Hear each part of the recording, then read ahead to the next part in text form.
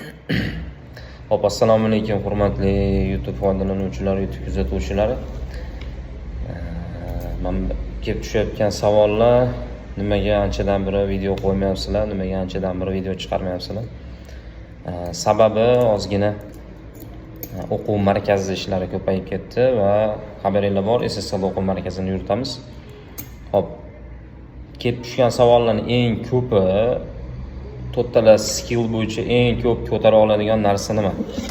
Eng kuchlisi, eng tez ko'tara oladigan narsasi bu vocabulary bilan grammarga e'tibor berish. U ani ko'pgina practice bilan ko'tarib bo'ladi degan tushunchalar men o'ylashimcha noto'g'ri, chunki practice qayta qilaverish hech qachon ko'tarib bermaydi.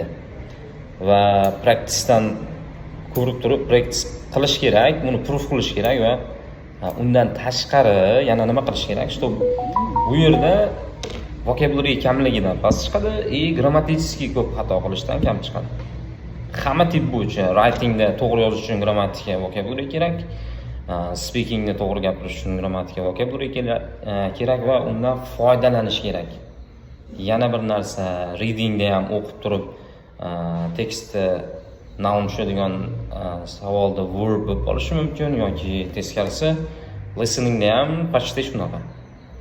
Shu narsalarga e'tibor berish kerak. Xudo xolisa bugundan videolarimizni davom ettiramiz va xudo xolisa har kuni video chiqarishga harakat qilamiz. Kelgusi videolarda ko'rishguncha